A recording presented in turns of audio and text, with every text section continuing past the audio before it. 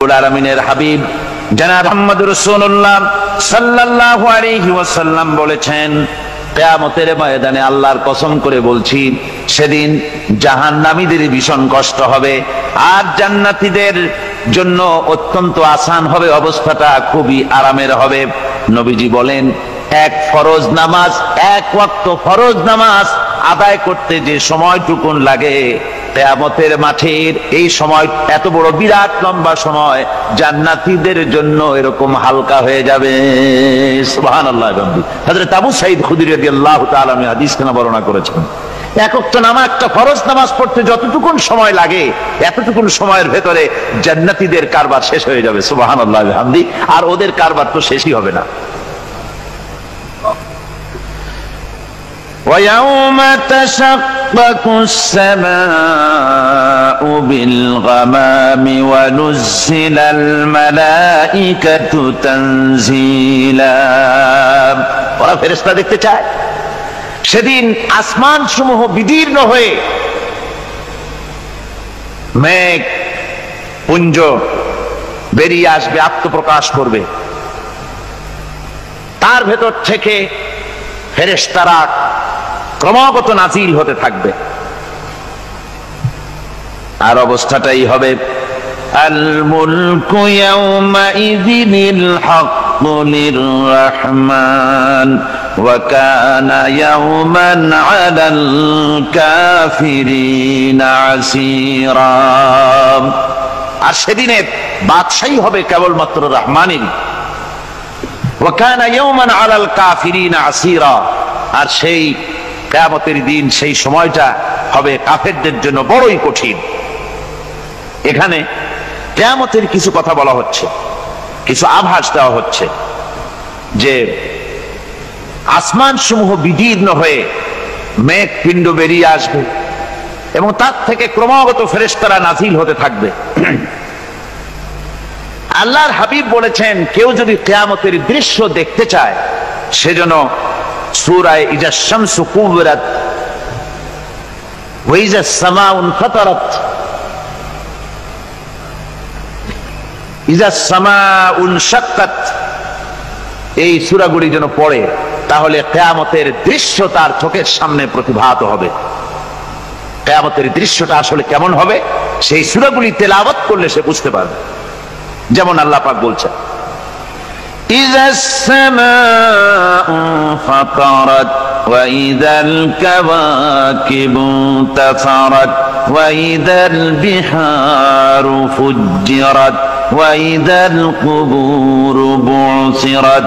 যখন আকাশসমূহ চূর্ণ বিচূর্ণ হয়ে যাবে আর তারকাসমূহ বিক্ষিপ্ত হয়ে পড়বে, সমুদ্র মহাসমুদ্রগুলি দীর্ণ বিদীর্ণ হয়ে যাবে, কবরগুলি সব উদ্গীরণ করে দেবে, তার মধ্যে যা আছে সে সবগুলি। আবার আল্লাহ পাক বলেন, ইযাশ শামসু কুবিরাত ওয়া ইযান নুজুমুন কাদারাত ওয়া ইযাল জিবালু সুয়্যিরাত। সূর্য যখন ঢেকে যাবে, তারকাগুলি যখন বিপর্যস্ত হয়ে যাবে আর পাহাড়গুলি যখন চালিয়ে দেওয়া হবে, এই দৃশ্য তোমরা দেখতে পাবে। فإذا النجوم طمست وإذا السماء فرجت وإذا الجبال نسفت। সেদিন অবস্থা এমন হবে, সমস্ত তারকাগুলি স্তিমিত হয়ে যাবে আর আকাশসমূহ দীর্ণ বিদীর্ণ হয়ে যাবে। আর দেখতে পাবে পাহাড়গুলি, সমস্ত পাহাড়গুলিকে উড়িয়ে দেওয়া হবে। আবার অবস্থা আরো কি হবে, فإذا برق البصر وخسف القمر وجمع الشمس والقمر। যখন চক্ষু বিস্ফারিত হয়ে যাবে মানুষের, চাঁদ আর সূর্য নিষ্প্রভ হয়ে যাবে, সব একাকার হয়ে যাবে, চন্দ্র এবং সূর্য তার অস্তিত্বকে হারিয়ে ফেলবে। শুধু তাই নয়, ওয়াহুমিলাতিল আরদু ওয়াল জিবালু ফাদুক্কাতা দাক্কাতাও ওয়াহিদা। জমিন ও পাহাড়গুলির মধ্যে সংঘর্ষ লাগিয়ে দেওয়া হবে আর তা এক ধাক্কায় জমিন এবং সমস্ত পাহাড়গুলি চূর্ণ বিচূর্ণ হয়ে যাবে। সুবহানাল্লাহ ওয়া বিহামদিহি। আল্লাহ রাব্বুল আলামিন বলছেন, এইভাবে করে কিয়ামতের দৃশ্য, বিভীষিকাময় দৃশ্য তোমরা দেখতে পাবে। আর সেদিনের রাজত্বটা কার হবে? আল মুলকু ইয়াউমাইযিনিল হাক্কু লিররহমান। সেদিনের রাজত্ব হবে কেবলমাত্র রহমানের। অর্থাৎ যেসব কৃত্রিম বাদশাহী দেখে তোমাদের চোখে ধাঁধা লেগে গিয়েছে, তোমাদেরকে দুনিয়ার বাদশাহী দেখে তোমরা ধোঁকায় পড়ে গিয়েছো, এসব বাদশাহী কিছুই টিকবে না সেদিন। সেদিন শুধু বাদশাহী থাকবে একমাত্র আল্লাহ পাকের। কার থাকবে বাদশাহী? জোরে বলেন কার? আল্লাহ রাব্বুল আলামিন যখন কিছুই থাকবে না ঘোষণা করবেন লিমানিল মুলকুল ইয়াউম লিল্লাহিল ওয়াহিদুল কাহ্হার। আজকে কার রাজত্ব?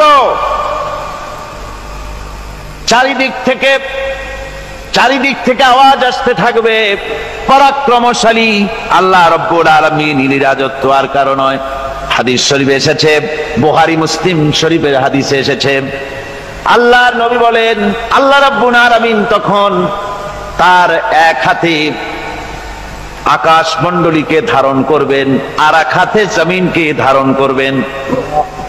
আকাশ মণ্ডলী এক হাতে, জমিন এক হাতে।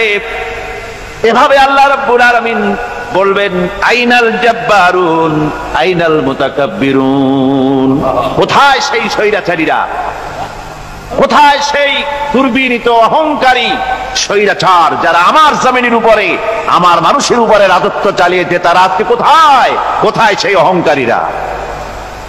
আল্লাহ পাক সেদিন যে বলবেন, সেদিন তো বলবেন, কিন্তু দুনিয়ার মাঝেও স্বৈরাচার যারা, অহংকারী যারা, তাদের শাস্তি পৃথিবীর বুকেও দেন।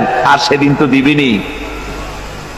কত স্বৈরাচার আমরা দেখলাম, কত অহংকারী দেখলাম, যাদের তর্জনী হেননে লক্ষ কোটি কোটি মানুষ উঠত আর বসত। তাদের জিল্লাতির সঙ্গে আল্লাহ রাব্বুল আলামিন কতজনকে বিদায় করে দিলেন। ফুলের মালা নিয়ে কুলাতে পারে নাই, পা থেকে শুরু করে গলা পর্যন্ত ফুলের মালা দিয়া ডুবাই দিল ভক্তরা।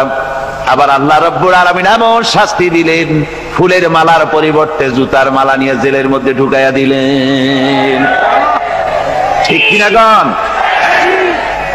অহংকারী আর স্বৈরাচার যারা হয়, আল্লাহ পাক এভাবে তাদের দৃষ্টান্ত দেখিয়ে দেন। আমরা কত দেখলাম, 9 বছরের রাজা, 10 বছরের সাজা।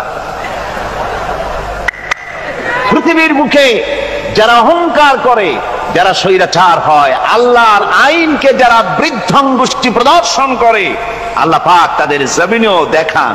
এখানে চূড়ান্ত ফয়সালা আল্লাহ করেন না, আসল ফয়সালার জায়গা তো আছেই, তবে এখানে নমুনা দেখায় দেন।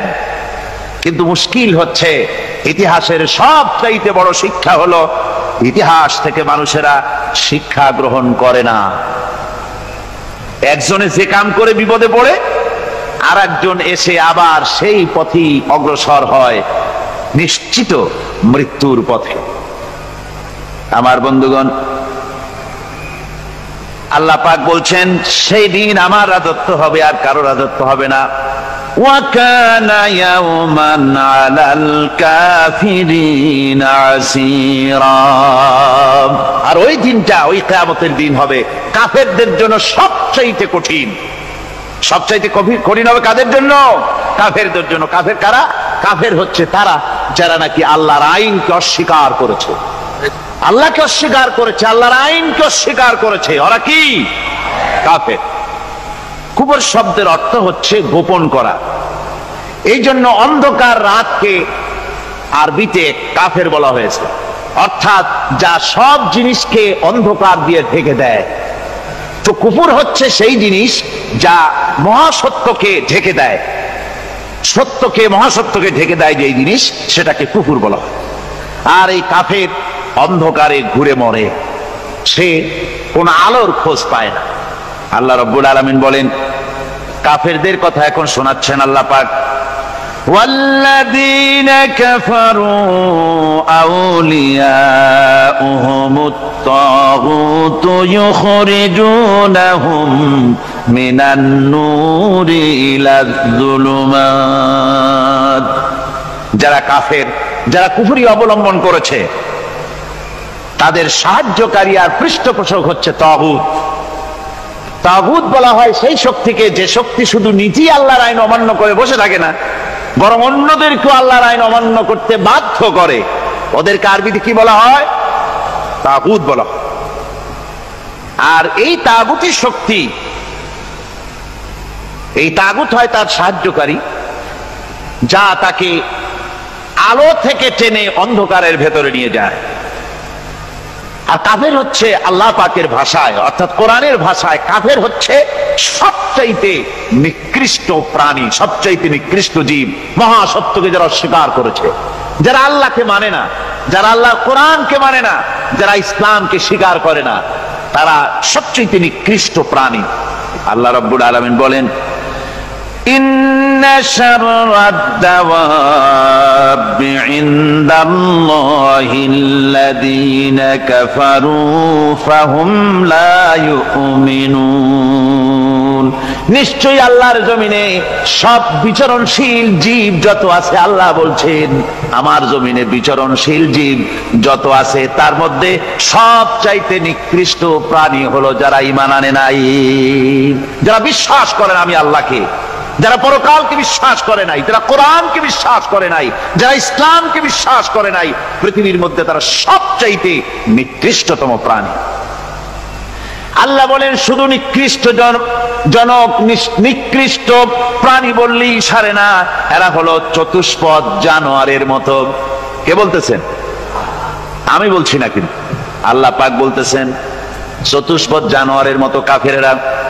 وَمَثَلُ الَّذِينَ كَفَرُوا كَمَثَلِ الَّذِي يَنْعِقُ بِمَا لَا يَسْمَعُ إِلَّا دُعَاءً وَنِدَاءً। এই কাফেরদের দৃষ্টান্ত হচ্ছে সেই রাখালের মতো, যে রাখাল তার পশুদেরকে ডাকে আর ওই পশুরা একটা ডাক শোনে মাত্র, কিন্তু কি যে বলে তা তো পশুতে বোঝে না। কথা বুঝতে পেরেছে? সুম্মুন বুকুমুন উমিয়ুন ফাহুম লা ইয়াকিলুন। এরা বোবা, এরা বধির, এরা অন্ধ, এ কারণেই কোনো কথা বোঝে না। এরা চতুষ্পদ জানোয়ারের চাইতেও নিকৃষ্ট। যাদেরকে আমি আল্লাহ বলেন, যাদেরকে আমি চোখ দিলাম, চোখ থাকতে হক দেখলো না, সব দেখলো। হক দেখে নাই চোখ দিয়া, এই চোখ দিয়া সব দেখলো। নারীর সৌন্দর্য উপভোগ করলো আর নারীর অঙ্গ প্রত্যঙ্গ নিয়ে নানা ধরনের গল্প লিখলো, কবিতা লিখলো, কিন্তু এই সৌন্দর্য যিনি দিলেন তারেও চিনল না। আছে না কত কবি আমাদের দেশে? আমার দেশের সেই কবি জাতীয় পুরস্কার পায় যে কবি নারীর বিশেষ বিশেষ অঙ্গ নিয়ে বেশি করে নির্লজ্জ কবিতা লিখতে পারে, ওই হলো সবচেয়ে বড় কবি।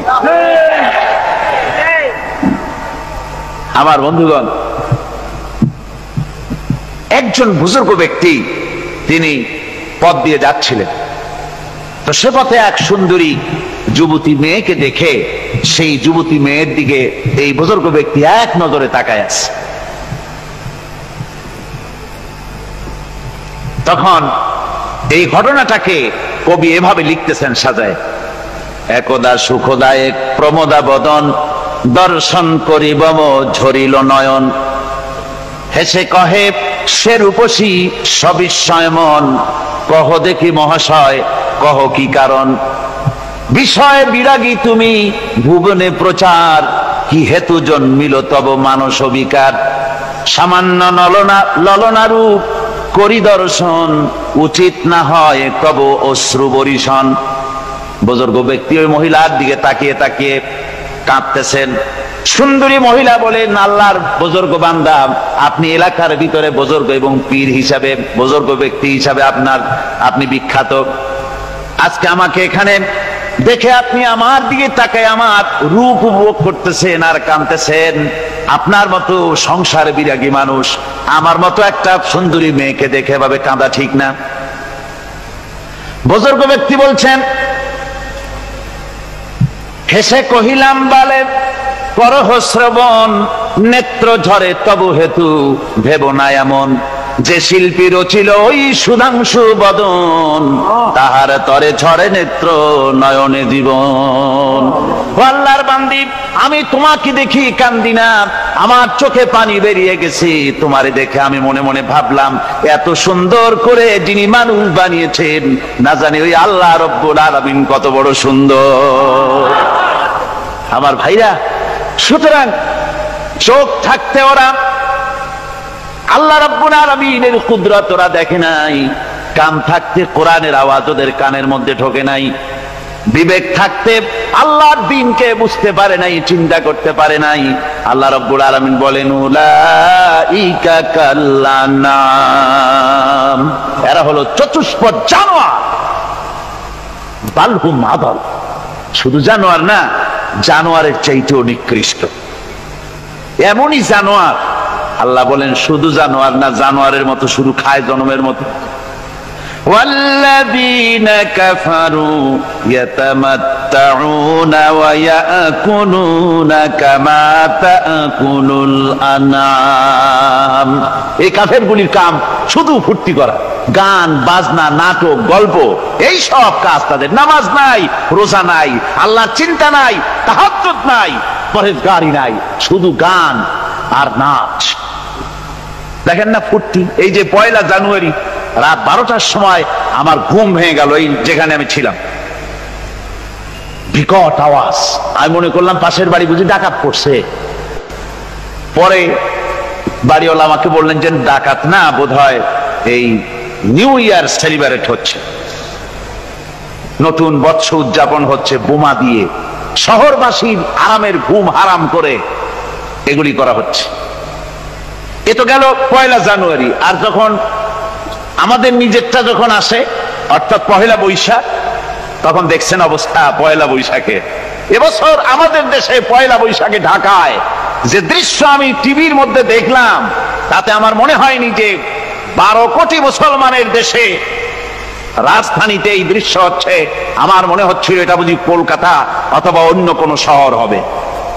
আমি দেখলাম সমস্ত যুবক যুবতী, নারী পুরুষ, বিভিন্ন বয়সের লোক সব একসঙ্গে রাস্তায় নেমেছে, নাচতেছে। তার মধ্যে বুদ্ধিজীবী আছে, শিক্ষিত লোক আছে, সমানে নাচতেছে। আর তাদের মুখোশ পরা, বানরের মুখোশ, কুকুরের মুখোশ, শূকরের মুখোশ, ঘোড়ার মুখোশ, পাতিশিয়ালের মুখোশ, এই মুখোশ পরে এভাবে নাচতেছে। আমি চিন্তা করলাম, নববর্ষের সাথে কুত্তার মুখোশের সম্পর্ক কি? নববর্ষের সাথে পাতি শ্রীগালের মুখোশের সম্পর্ক কি? তাহলে ওরা কি বলতে চায় যে আগামী বছরটা আমরা কুত্তার ভূমিকায় অ্যাক্টিং করব, অথবা শ্রীগালের মতো ধূর্তামি করব জাতির সাথে? তারপরে কি করলো?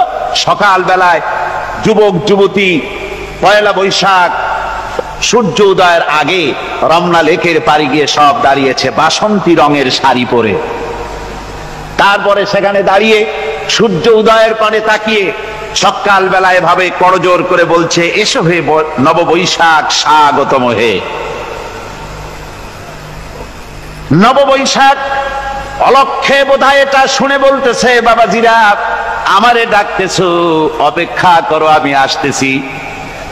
আমারে ডাকতেছো, আমি আসতেছি, কোমরে গামছা বেঁধে আসতেছি, 225 মাইল স্পিডে আসতেছি, 30 ফুট উঁচু জলোচ্ছ্বাস নিয়ে আসতেছি, নববৈশাখের মজা 7 চাকায়। আমার ভাইরা, মুসলমান নববর্ষ উদযাপনের সাথে মুসলমানের কিসের সম্পর্ক? মুসলমান যদি এই দিন উদযাপনই করে, তাহলে তাকে করতে হবে ফজরের নামাজ পড়বে। মুসলমান নববর্ষ উদযাপন করবে, ফজরের নামাজ পড়বে, তারপরে কোরআন শরীফ তেলাওয়াত করবে, দরুদ শরীফ পড়বে, আল্লাহর দরবারে হাত তুলে বলবে, রব্বুনা রাব্বিন, 1 বছর পার করে দিলাম, নাফরমানি ছাড়া কিছুই তো করি নাই, বিগত বছরে যা করেছি মাফ করে দাও, আগামী বছরটা গোটা জাতি আর দেশের জন্য কল্যাণকর মঙ্গলময় করে দাও। এটাই তো বলা উচিত ছিল নাকি বলে? তা না করে, তা না বলে, বৈশাখের পরিচালককে না ডেকে সরাসরি বৈশাখকে আহ্বান করা হয়েছে, আর বৈশাখ আহ্বান করার মজা জনমের মতো দেখাই দিয়েছে। আল্লাহ রাব্বুল আলামিন তাই বলেন, কাফেররা তাদের কাজ হলো শুধু খাওয়া, তারা এমন খাওয়া খায় জনমের মতো খায়। ইয়াকুলুনা কামা তাকুলুল আনাম, জানোয়ারে যেমন খায় ওই রকম খায়। তার মানে খায়, একটু বিসমিল্লাহ কয় না, খায়া যখন ছেড়ে দেয় তখন আলহামদুলিল্লাহ বলে না, বাহাত দিয়ে খায়, আবার বাহাত দিয়ে খায়।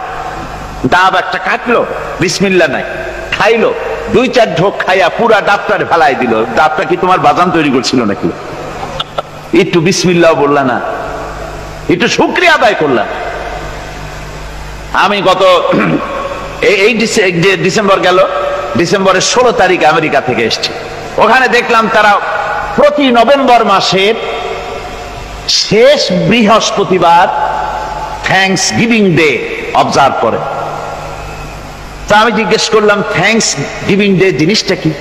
ওরা বলল, এটা হচ্ছে এই যে গড আমাদেরকে সারা বছর ভালো খাওয়াইছে, আমাদেরকে ভালোভাবে পড়াইছেন, সুন্দর রেখেছেন, এই জন্য আমরা গডকে থ্যাঙ্কস দেই নভেম্বরের এই শেষ দিনটিতে। সারা বছরের ভালো খাইছি, ভালো থাকছি, এই জন্য গভর্নমেন্টকে মানে গডকে থ্যাঙ্কস দিলাম।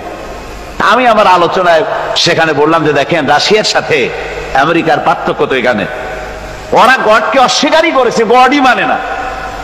আর এরা গডের নামাজ রোজা বা ইবাদত কিছু করুক আর না করুক, গডের অন্তত একটা ধন্যবাদ দেয়। ওরা ওদের ডলারে লিখেছে, ইন গড উই ট্রাস্ট, প্রত্যেকটা ডলারে লেখা আমরা গডে বিশ্বাস করি। তো শুকর আদায় করলে তো আল্লাহ বাড়িয়ে দিবেন। আল্লাহ রাব্বুল আলামিনের সুন্নাত হলো, শুকর যদি কেউ আদায় করে আল্লাহ বাড়িয়ে দেন। লা ইন শাকারতুম লাযীদান্নাকুম ওয়া লা ইন কাফারতুম ইন্না আযাবী লাশাদীদ। আমার নিয়ামতের শুকর যদি আদায় করো আমি বাড়ায় দেব, আর যদি নিয়ামতের শুকর আদায় না করো তাহলে মস্ত বড় শাস্তি তোমাদের জন্য রেখেছি। তো আমেরিকা শুকর আদায় করে নিজেরা খাইয়া, কিন্তু ওদের জমিন হলো বিশাল জমি। আমি কয়েকবার গিয়েছি এবং বহু স্টেট সফর করেছি। ওদের জমিন এত ফার্টাইল, জমিনে যদি রীতিমতো তারা ফসল ফলাতো, এই ফসল সারা দুনিয়ার দরিদ্র ভূমুক্ষ জনতাকে খাওয়াইয়া বাঁচাইতে পারত। কিন্তু ওরা তা করে না। ওরা করে কি? ওরা মুনাফার হার, বাজার দর ঠিক রাখার জন্য নির্দিষ্ট পরিমাণ জমিনের ফসল ফলায়, কিন্তু জমিন এতই উর্বর, ওদের মেজারমেন্ট করা, মাপ করা, হিসাব করা ফসল হয় না, ফসল হয় বেশি। তখন বাড়তি ফসলকে তারা প্রতি বছর লক্ষ লক্ষ টন আলু আর গমকে তারা সমুদ্রে নিক্ষেপ করে। তাদের আলু এবং গম সেই সময় তারা নিক্ষেপ করে সমুদ্রে যখন ইথিওপিয়া, সুদানে মানুষ না খেয়ে মরছে। পৃথিবীর বিভিন্ন দেশে মানুষ ক্ষুধার যন্ত্রণায় যখন চিৎকার করছে, আর তাদের এই চিৎকারে আকাশ বাতাস ভারী হয়ে যাচ্ছে, তখন ওরা এই কামটি করছে। তাই আমি ওই প্রথম দিন বলেছিলাম যে রাশিয়া যেমন খান খান হয়েছে, অস্তিত্ব বিলুপ্ত হয়েছে আল্লাহর সাথে নাফরমানি করার কারণে। আপনারা বলতে পারেন কমিউনিজম কি একটা সহজ ব্যাপার? একটা বিরাট শক্তি, পৃথিবীর বুকে কত দেশ তারা ডমিনেট করতেছিল, কোন যুদ্ধ নাই, কোন রক্তপাত নাই, বিনা ধাক্কায়, বিনা বাতাসে, বিনা ঝড়ে বিশাল মহিরুহু চিৎপটাং। এটা হলো কেন? কেন হলো রাশিয়ার এই দশা? আমি লালদিঘির ময়দানে বলে গেছিলাম, আমি চিন্তা করে যেটা পাইছি সেটা হচ্ছে দুনিয়ার সমস্ত মতবাদ আল্লাহকে কোনো না কোনো প্রকারে স্বীকার করে।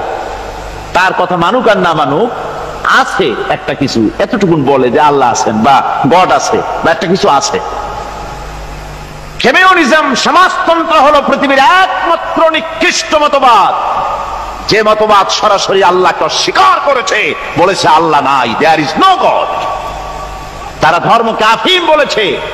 আল্লাহ পাক তাই কোন যুদ্ধ ছাড়া, কোন মারামারি ছাড়া, কোন রক্তপাত ছাড়া এই বিশাল শক্তিকে উৎকারে উড়িয়ে দিলেন, তুলার মতো হয়ে।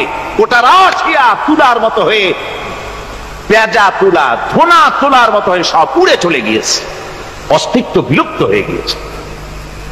কিন্তু আমাদের দেশের খুচরা কমিউনিস্টরা এখনো স্বপ্ন দেখে। ওই যে কালকে বলেছি, তারা বলে কলমের খোসা এটা এখনো নষ্ট করা যাবে না, এটা এখনো চালু করা হবে। এখনো চীনে আছে, এখনো কিউবায় আছে।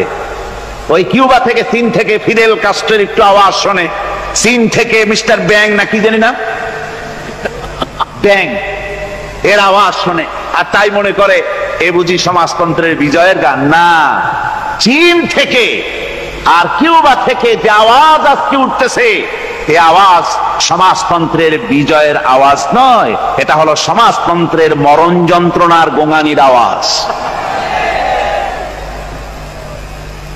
কাজী এরা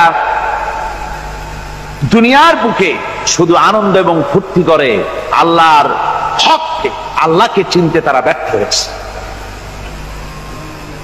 আল্লাহ রাব্বুল আলামিন বলেন, অবিশ্বাসীদের কৃতকর্ম, তাদের কাজগুলি, তাদের কর্মফল সব নিষ্ফল হয়ে যাবে। ওয়াল্লাযীনা কাফারু আ'মালুহুম কাসারাবিন বিকিআতিন ইয়াহসাবুহুল যামআনু মা। আল্লাহ পাক বলেন, কাফের যারা, অবিশ্বাসী যারা, যারা আমাকে অস্বীকার করেছে, অবিশ্বাস করেছে, তাদের আমলগুলি হলো মরুভূমির মধ্যে মরীচিকার মতো। মরুভূমির মরীচিকা, মানুষ যখন মরুভূমির ভিতর দিয়ে যায়, পানির পিপাসা লাগে, দূরে দেখে পানি চিকচিক করতেছে, আর ওই মরীচিকা যেটাকে সে পানি মনে করেছিল, হাত্তা ইযা জাআহু লাম ইয়াজিদহু শাইআ, যেটাকে সে পানি মনে করে ছুটতেছিল, যখন কাছে গেল, আল্লাহ পাক বলেন কিছুই সেখানে পায় না, শুধু মরীচিকা, বালু আর বালু। এরকম করে যারা আমার দিনকে অস্বীকার করেছে, আমাকে অস্বীকার করেছে, তারা যত ভালো কাজ করুক আর যাই করুক না কেন, তাদের কৃত কর্মগুলি এভাবে সব নিষ্ফল। এ হলো এক কথা। 2 নম্বরের কথা হলো, ওরা মনে করেছিল সমাজতন্ত্র শান্তি দেবে, কমিউনিজম শান্তি দেবে, সোশ্যালিজম শান্তি দেবে, ক্যাপিটালিজম শান্তি দেবে। এই শান্তির চিন্তা করে অগণিত মানুষকে হত্যা করে সমাজতন্ত্রের রাজত্ব যখন কায়েম করলো, 70 বছরও চলে গেল, তারপরে তারা দেখলো হাত্তা ইযা জাআহু লাম ইয়াজিদহু শাইআ, কিচ্ছুই পেল না। তারা ক্ষুধার যন্ত্রণায় মরলো, কাপড় নাই, খাবার নাই।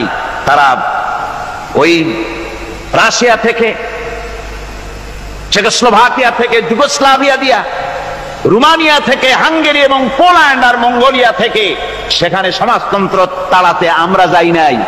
আমরা সেখানে সমাজতন্ত্রের বিরুদ্ধে তাফসীর করি নাই, ব্যাখ্যা করি নাই, বক্তব্য রাখি নাই। ওই সব দেশ থেকে সমাজতন্ত্র তাড়াইছে কে? কারা তাড়িয়েছে? না না, ওরা নিজেরাই, সেই দেশের জনগণই এটাকে উৎখাত করেছে তাদের জমিন থেকে। আল্লাহ পাক বলছেন, যারা আমার দিনকে, আমার বিধানকে যারা অস্বীকার করবে, তারা এই অস্বীকারী অবস্থায় যদি মৌত হয়, আমার সমাজতন্ত্রী কোনো ভাই যদি এ মাহফিলে থাকেন, কমিউনিস্ট কোনো ভাই যদি এ মাহফিলে থাকেন, তাহলে শুনুন আল্লাহ কি বলতেছেন।